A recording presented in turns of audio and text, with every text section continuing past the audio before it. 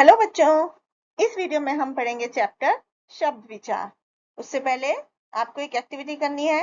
बच्चों, जैसे कि आपको पता है कि संस्कृत बहुत सारी भाषाओं की जननी है, तो आपको लिखना है कि किन भाषाओं में संस्कृत के शब्द पाए जाते हैं।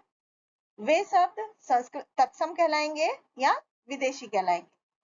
तो आइए अब पढ़ते हैं कि वर्णों के मिलने से शब्द बनते हैं और हर एक शब्द का एक निश्चित अर्थ होता है। जैसे कि अनानास, तो अ न न आ स, तो ये अनानास हो गया। गायिका, ग आ य ई क आ, ये गायिका हो गया। तो अनानास और गायिका, ये वर्णों का जब सही तरीके से मेल करके हमने लिखा सीक्वेंस में, तो ये शब्द बना जिसका कि एक अर्थ है। तो एक से ज्यादा वर्णों के सार्थक समूह को शब्द कहते हैं। शब्दों का वर्गीकरण, शब्दों को 4 भागों में बांटा गया है। उत्पत्ति या स्रोत के आधार पर, रचना के आधार पर, अर्थ के आधार पर और प्रयोग के आधार पर। उत्पत्ति या स्रोत के आधार पर शब्द के 4 भेद होते हैं। जैसे कि सबसे पहले तत्सम शब्द, वो शब्द जो संस्कृत भाषा के समान ही होते हैं, हिंदी में बिना किसी बदलाव के अपने मूल रूप में ही प्रयोग होते हैं, उन्हें तत्सम शब्द कहते हैं। जैसे कि कृष्ण, कवि, गुरु। तद्भव शब्द होते हैं जो तद्भव का मतलब होता है उससे उत्पन्न। तो संस्कृत के वो शब्द जिनका हिंदी में आते आते रूप बदल जाता है, उन्हें तद्भव शब्द कहते हैं। जैसे कि रात, काम, आग। तो यहाँ पर कुछ और तत्सम और तद्भव शब्द लिखे हैं, जैसे कि निद्रा और नींद, मयूर, मोर, क्षेत्र, खेत, ग्राम, गांव। तो तत्सम शब्द संस्कृत का शब्द और उसका जो तद्भव रूप है वो हिंदी में प्रयोग किया जाता है। इसके बाद देशज शब्द होते हैं, जो शब्द अपने ही देश के अलग अलग क्षेत्रीय भाषाओं से हिंदी भाषा में आ गए, उन्हें देशज शब्द कहते हैं। जैसे कि जूता, पगड़ी, डिबिया, थैला। इसके बाद विदेशी शब्द, हिंदी में बहुत सारे शब्द ऐसे होते हैं जो विदेशी भाषाओं से लिए गए हैं, ऐसे शब्दों को विदेशी शब्द कहते हैं। जैसे कि टेलीविजन, रेडियो, कॉलेज, कुली, इंजन। अब रचना के आधार पर शब्दों का वर्गीकरण कहते हैं। तो शब्दों की बनावट या रचना के आधार पर शब्दों के 3 भेद होते हैं।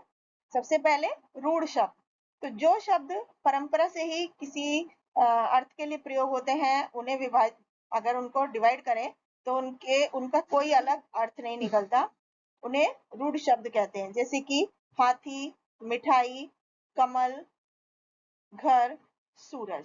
यौगिक शब्द, यौगिक मतलब योग होना यानी कि कंबाइंड होना।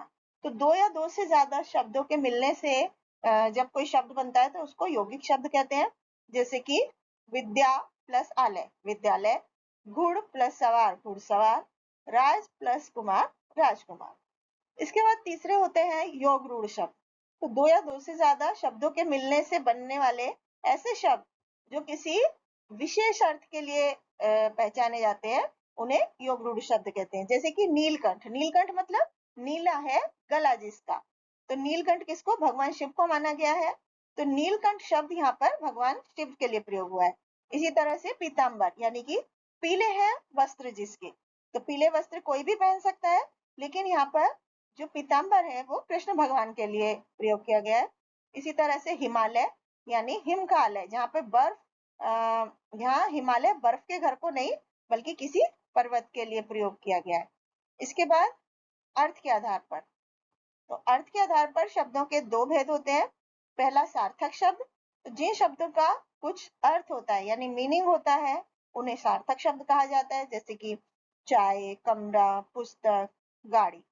इसके बाद निरर्थक शब्द, तो जिन शब्दों का कुछ भी अर्थ नहीं होता, उन्हें निरर्थक शब्द कहा जाता है। एकार्थी शब्द, जिन शब्दों का एक ही अर्थ होता है, उन्हें एकार्थी शब्द कहते हैं।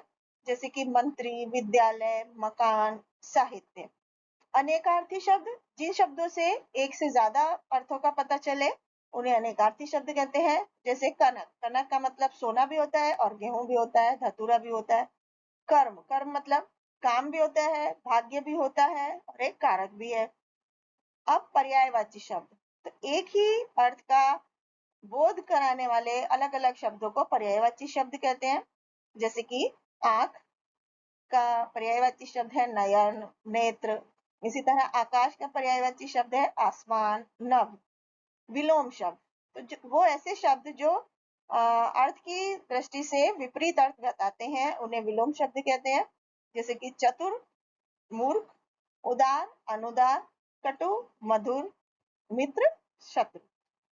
प्रयोग के आधार पर, तो शब्दों का प्रयोग जब वाक्यों में किया जाता है तो उन्हें पद कहते हैं और वे वाक्य में कोई ना कोई काम करते हैं। जैसे कि इन्हें ऐसे शब्दों को दो भागों में बांटा गया, विकारी और अविकारी शब्द।